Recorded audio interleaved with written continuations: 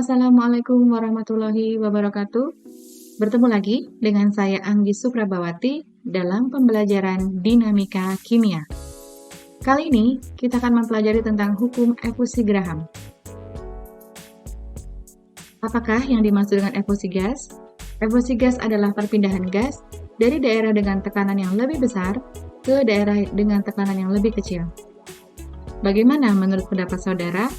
Suatu daerah yang memiliki tekanan yang besar, apakah juga memiliki suhu yang tinggi?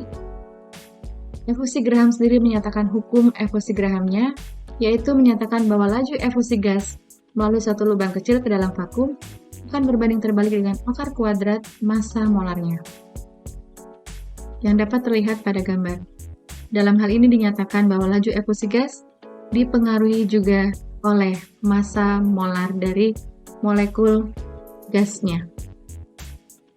Pada persamaan gas ideal yang sudah secara luas digunakan, yaitu persamaan PV sama dengan nRT, ada 4 ketentuan yang digunakan, antara lain 1. Suhu dan tekanan sama. 2. Gasnya yang berada pada satu ruangan adalah gas yang berbeda. 3. Jumlah rapatannya tidak berubah. Dan 4. Laju efusinya dinyatakan dengan notasi ZW. Jika satu gas A lebih ringan daripada gas B, maka laju efusi gas A dan laju efusi gas B dinyatakan pada persamaan efusi sebagai berikut, yaitu 1/4 dari jumlah rapatan molekul A dikalikan akar dari ketetapan B dibagi 1/4 dari jumlah rapatan molekul B dikali akar dari ketetapan gas B. Dalam hal ini, notasi rumusnya adalah A sendiri merupakan luas lubang Graham, Na merupakan kerapatan molekul A, Nb merupakan kerapatan molekul B, Zw sama dengan jumlah tumbukan molekul, mikro B adalah faktor pengayaan molekul B, mikro A sama dengan faktor pengayaan molekul A, dan akar dari mikro A dikali mikro B adalah faktor pengayaan molekul jika molekul A merupakan gas yang lebih ringan daripada molekul B. Aplikasi dari hukum Graham sendiri dicontohkan pada terjadi jika lubang pada wadah kecil dan tekanan cukup rendah, sehingga sebagian besar molekul mengikuti garis lurus lubang tanpa bertumbukan dengan sesamanya, atau dinyatakan juga terjadinya kebocoran secara garis lurus. Efusi sama saja dengan gejala difusi gas yang melalui membran yang berpori, di mana memiliki kerapatan yang berbeda antara dua wadah. Contoh aplikasinya adalah kita dapat menghitung massa molekul yang hilang dari wadah pada saat terjadi kebocoran. Contohnya, sebuah wadah gas argon berbentuk tabung berjari-jari 10 cm mengalami kebocoran diakibatkan oleh adanya benturan. Lubang yang terjadi berdiameter 5 cm sebanyak 5 titik. Berapa massa molekul wadah yang hilang dalam penyimpanan di gudang selama 24 jam? Diketahui yaitu Mr dari molekul gas argon sendiri ada 39,95 disebut sebagai massa atau M notasinya. A0 itu sendiri adalah luas dari titik kebocoran yaitu 5 cm dikali 5 titik sama dengan 25 cm. Tekanan tabung adalah P sama dengan RT dibagi V. R-nya sendiri adalah tetapan gas ideal. Konstanta gas yaitu 8,314 Joule Kelvin mol. Kemudian delta T-nya sama dengan 24 jam. Sehingga rumus massa yang hilang adalah tertulis delta M sama dengan ZW dikali A0 dikali M dikali delta T. Silakan bisa dicoba untuk melatih hitungannya untuk menghitung hukum efusi gas. Bab kedua kali ini kita akan mempelajari tentang kinetika kimia.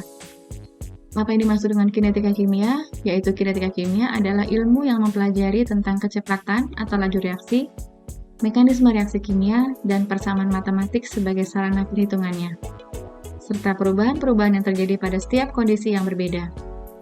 Laju reaksi adalah laju berkurangnya konsentrasi reaktan persatuan waktu dan laju bertambahnya konsentrasi produk per satuan waktu dapat terlihat pada persamaan reaksi AA ditambah BB menjadi CC dan DD.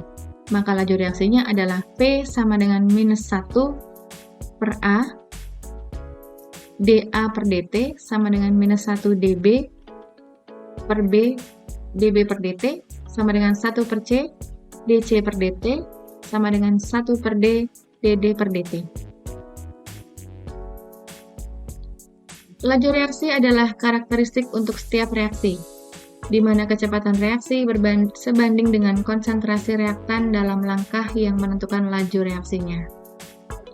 Konstanta laju reaksi, P-nya adalah laju reaksi, A sama dengan konsentrasi A, B sama dengan konsentrasi B, M adalah orde reaksi A, N adalah orde reaksi B. Orde reaksi. Orde reaksi 0. Orde reaksi 0 terjadi adalah reaksi yang terjadi bila konsentrasi reaktannya tidak mempengaruhi reaksi.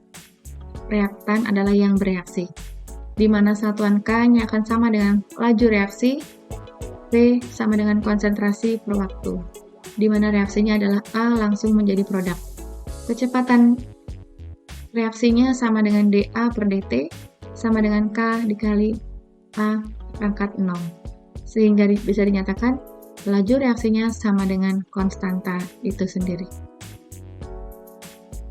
Dapat terlihat pada grafik pada slide, di mana grafiknya merupakan grafik yang garis lurus secara mendatar.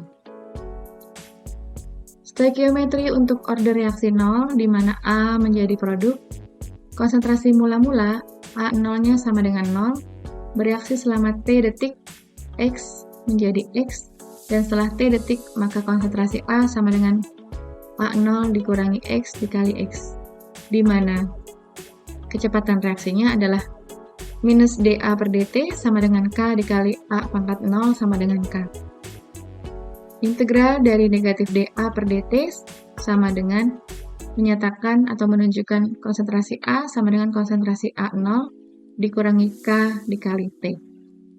Terlihat pada gambar atau grafik pada orde reaksi 0, di mana slope-nya merupakan slope dari sudut tangen alfa, yaitu konsentrasi A kedua dikali konsentrasi A pertama dibagi T1 dikurangi T2, dan waktu paruhnya atau T setengah sama dengan A0 dibagi 2K.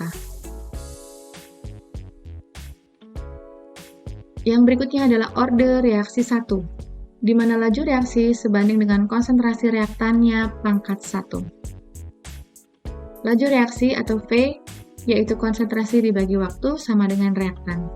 Mula-mula konsentrasi A-nya itu adalah A0, yaitu 0, kemudian bereaksi selama T detik, bereaksinya sebesar X, yaitu menghasilkan X, dan setelah T detik adalah AT sama dengan A min X dikali X, di mana persamaannya kita turunkan menjadi dA per dt, dikali minus 1 sama dengan K dari kali konsentrasi A sama dengan KT, integral dari D konsentrasi A dibagi konsentrasi A sama dengan KT, dan ln konsentrasi A dibagi konsentrasi A0 sama dengan min KT, atau konsentrasi A sama dengan konsentrasi A mula-mula dikali epsilon pangkat min KT, atau ln A sama dengan ln A0 dikurangi KT. Pada gambar orde reaksi 1 terlihat, yaitu slope-nya adalah sudut tangen alfa sama dengan minus K, ya, dan waktu paruhnya adalah ln 2 dibagi K. Yang berikutnya adalah orde reaksi 2. Orde reaksi 2 yaitu A menjadi produk pada orde 2. A ditambah B sama dengan produk, di mana konsentrasi A mula-mula sama dengan konsentrasi B mula-mula. dA per dt sama dengan KA kuadrat, integral dari dA per A kuadrat sama dengan minus K integral dt. Hasil integrasinya adalah 1 per konsentrasi A dikurangi 1 per konsentrasi 0 sama dengan KT, di mana konsentrasi mula-mula A sama dengan 0, bereaksi selama T detik yaitu sebesar X, dan setelah T detik adalah A min X, di mana X dibagi A dikali A min X sama dengan KT. Sudut yang tergambar pada grafik yaitu sudut tangan alfa sama dengan K, di mana waktu paruhnya adalah 1/A0 dikali K. Ini adalah latihan yang bisa dicoba untuk para pembelajar sekalian, yaitu reaksi hidrolisis etil asetat dalam suasana basah tergambarkan pada persamaan reaksi sebagai berikut. Bila mula-mula etil asetatnya adalah sebesar 0,01211 mol per liter, dan NaOH mula-mulanya adalah sebesar 0,02578 mol per liter, maka tentukan harga konstanta lajunya. Petunjuk, ambil salah satu data reaksi yang merupakan reaksi orde yang keberapa. Tidak usah digunakan seluruhnya, tapi diambil sebagian untuk kita melatih kemampuan kita untuk menghitung persamaan reaksi. Demikian pembelajaran dan diskusi kita pada kali ini. Kita akan lanjutkan pada pembelajaran berikutnya. Saya ucapkan terima kasih, mudah-mudahan bermanfaat. Assalamualaikum warahmatullahi wabarakatuh.